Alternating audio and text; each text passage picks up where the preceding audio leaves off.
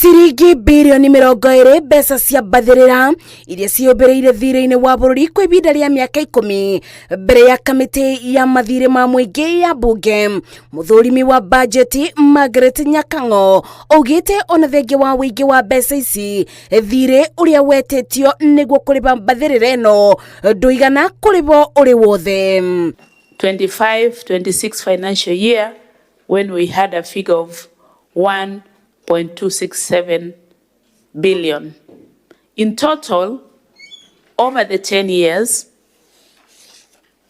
we got a figure of 20.06 billion having been incurred in commitment fees. Nyakang'o erĩte ambunge atĩ mũrigo mũritũ ũrĩa ũrĩ ciande-inĩ cia Akenya cia kũrĩha thirĩ ũyũ ũcũngĩrĩirie kũthiĩ na mbere na kũhotomia motungata kũrĩ mũingĩ.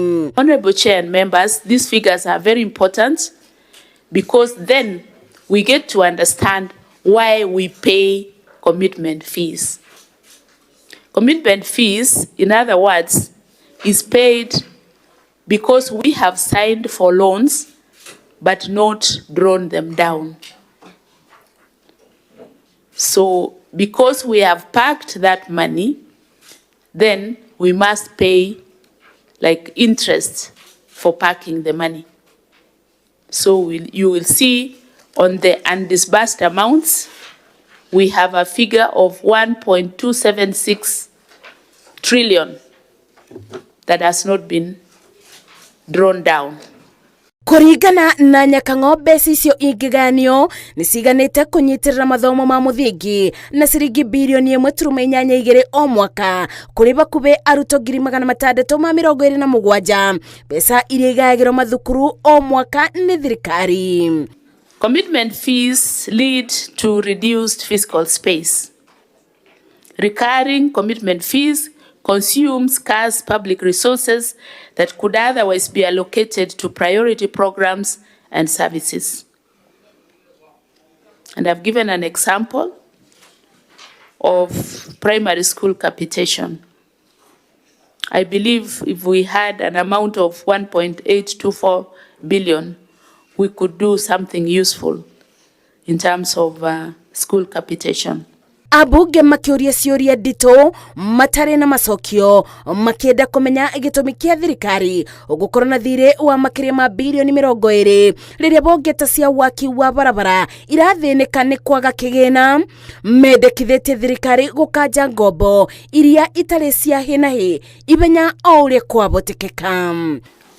By the time we go to borrow some money, and we asked, we need money for this, money for that, money for that. Why is it that we end up having a huge amount of loans that has not been dispersed?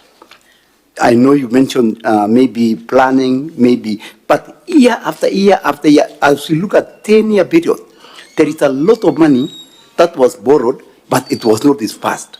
Is there a solution to this so that it doesn't cost the taxpayer a lot of money, because we are paying a lot of money for commitment fees and we are paying a lot of money for these loans as well?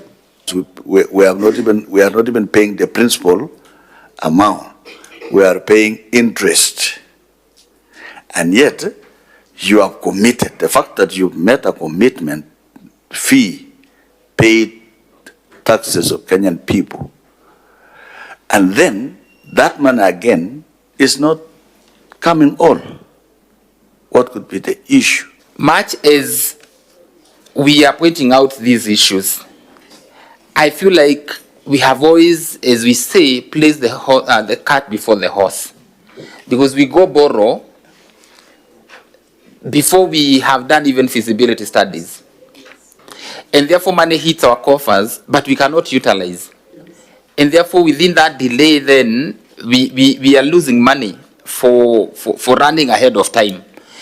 I don't know whether it's permissible for procurement processes to be done, and then we can rush to look for money from our development partners. Muthurimi uyu wa budget oritie bunge gukorwo maitho na kuthurima bonge cia thirikari iria ciathereirwo ngombo ici niguo kwithema ngombo cia gutwaririria a Kenya mathina-ini na kuthie na mbere na kuritubirwo ni muturire. Ngeribotera Inoro TV de bunge-ini ya Bũrũri kaunti-ini ya Nairobi, njitagwo Masi wa Dia wa Mũrĩithi.